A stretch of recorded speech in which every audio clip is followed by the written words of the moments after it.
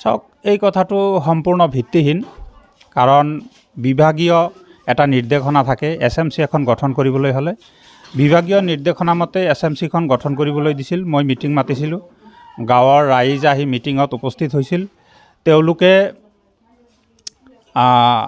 সভাপতি পদৰ কাৰণে ৰাইজৰ পৰা 2জন কেণ্ডিডেটক প্ৰস্তাৱ কৰিছিল। প্ৰস্তাৱ কৰাৰ পাছত কোনো পক্ষই আপোচ নোহোৱাত ভোটাভুটিলৈ তেওঁলোকে গৈছিল। মই কৈছিলোঁ যে গাৰ্জেন অবিহনে, পিতৃ মাতৃ অবিহনে ভোট দিব নোৱাৰে। তেতিয়া ৰাইজৰ এটা অংশ উত্তেজিত হৈ পৰে। মই তেতিয়া পিছ হুহুকি আহোঁ। সহশিক্ষকসকল আৰু ৰাইজে সহযোগ কৰি সেইদিনাখন ভোটটো পৰিচালনা কৰে। ভোট পৰিচালনা হোৱাৰ পাছত মই BO অফিচত জনাওঁ। BO ছাৰে কয় এইটো সম্পূৰ্ণ অবৈধভাৱে হৈছে। এইটো হ'বলৈ হ'লে, ভোটাভুটি হ'বলৈ হ'লে BO অফিচৰ পৰা পাৰ্মিশ্যন ল'ব লাগিব আৰু মই অবজাৰভাৰ থাকিম, তেতিয়াহে তাতে ভোটটো নিয়াৰিকৈ পৰিচালনা হ'ব। এইটো সম্পূৰ্ণ ভিত্তিহীন।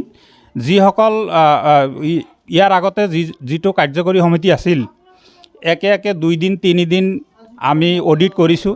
প্ৰেচিডেণ্টও আছিল, প্ৰেচিডেণ্টৰ চিলমোহৰ সহ অডিট ৰিপৰ্ট মোৰ তাতে আছে। এনেকৈ BO অফিচতো সেইবিলাক ছাবমিট কৰা হৈছে। এইটো সম্পূৰ্ণ ভিত্তিহীন। হয়, অফিচে আকৌ অৰ্ডাৰ কৰিব। অৰ্ডাৰ কৰিলে তেওঁলোকে নিজে থাকিব, অফিচৰ মানুহ, তেওঁলোকৰ উপস্থিতিত আকৌ নতুনকৈ কাৰ্যকৰী সমিতি গঠন কৰা হ'ব। তাৰমানে এলেংমাৰী MB স্কুলৰ কাৰ্যকৰী কমিটি গঠন কৰাৰ বাবে ৰাইজক আহ্বান কৰিছিল।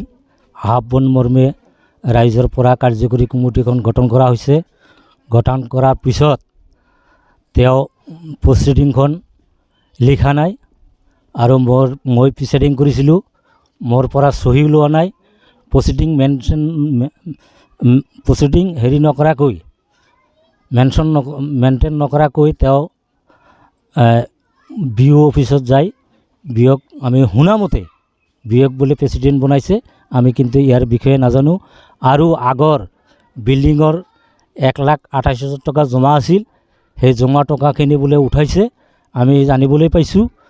আৰু আন্তৰ্গাঁথনিৰ কিছুমান টকা আছিল, সেই টকাখিনি বোলে উঠাইছে। এইখিনিয়ে মোৰ কথা। আৰু ক'বলগীয়া বহুত কথা আছিল, যিহেতু শ্বৰ্টকৈ ক'ব লাগে, সেইকাৰণে মই শ্বৰ্টকৈ ক'লোঁ।